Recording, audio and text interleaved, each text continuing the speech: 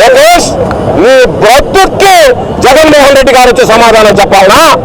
నువ్వు జగన్మోహన్ రెడ్డి గారితో ఛాలెంజ్ విసిరేటువంటి వాడువా? ఈరోజు మీ నాయన ముఖ్యమంత్రిగా ఉంటూ ఈరోజు నువ్వు విద్యాశాఖ మంత్రిగా ఉన్నంత మాత్రాన జగన్మోహన్ రెడ్డి గారు నేర్గారమ్మన్నాడు. జగన్మోహన్ రెడ్డి గారు అవసరంలా విద్యా వ్యవస్థలో ఎవరైనా సరే నిన్ను తలవన్నటువంటి వాడు రాష్ట్రంలో విద్యారంగ నిపుణుడు ఉన్నాడు. కాబట్టి అంత అహంకారంగా మాట్లాడడం కాకుండా ఏ ఒక్కదానికి నువ్వు సమాధానం చెప్పలేకపోతున్నావు. మేము అడిగేటువంటి ప్రశ్నలకి ఈరోజు లక్షలాది మంది ఎవరైతే పరీక్ష కప్పారో వాళ్ళు అడిగేటువంటి ప్రశ్నలకి ఈరోజు సమాధానం చెప్పేటువంటి పరిస్థితిలో మీరు లేరు. అడుగుతున్నారు ఈరోజు దీన్ని ఆశించి 2% 3% పెంచాం.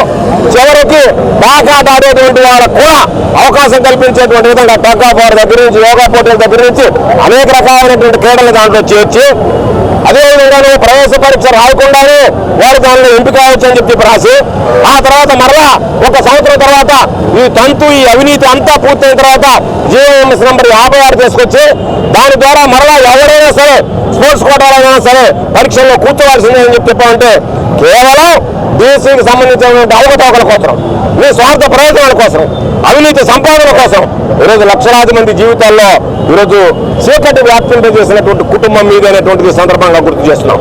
దానికి సమాధానం చెప్పేటువంటి ధైర్యం లేక ఈరోజు ఇంత పెద్ద ఎత్తున రాష్ట్ర వ్యాప్తంగా యువత విద్యార్థులు రోడ్డు ఎక్కుతున్నారంటే తట్టుకోలేక నేను జగన్మోహన్ రెడ్డి గారు అవసరంలా మేము అడిగేటువంటి వాటికి సమాధానం చెప్పు. ఈరోజు కూర్చున్నటువంటి నిరుద్యోగులు అడిగేటువంటి వాటికి సమాధానం చెప్పు. ఈ సమాజంలో ఉండేటువంటి విద్యావంతులు అడిగేదానికి సమాధానం చెప్పు. ఏమీ లేకుండా ఈరోజు ఏదో నేను డాంబికాలు పలుకుతాననేటువంటి ధోరణితో మాట్లాడడం, అహంకారపూరిత ధోరణితో మాట్లాడడం సరైనటువంటి పద్ధతి కాదు.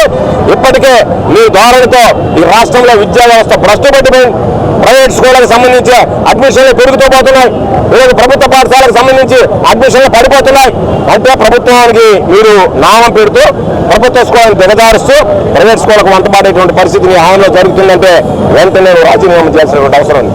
నీటికి జరిగి అక్కడ విద్యార్థి సంఘాలు గొడవ చేస్తే అక్కడ ఉన్నటువంటి నీట్ పరీక్ష ఏదైతే లీక్ అయిందో దానికి నైతిక బాధ్యత వహించి ధర్మేంద్ర ప్రధాన్ ఏదైతే రాజీనామా చేశాడో, నీకు చిత్తశుద్ధి ఉంటే, మీకు విలువలు ఉంటే కనీసం ఇప్పుడైనా సరే ఈ రోజైనా నీకు కళ్ళు తెరిచి ఎంతమంది యువత ఎంతమంది విద్యార్థులు రోడ్డు ఎక్కారు కాబట్టి వెంటనే నువ్వు రాజీనామా చేయాలని చెప్పి డిమాండ్ చేస్తున్నావు.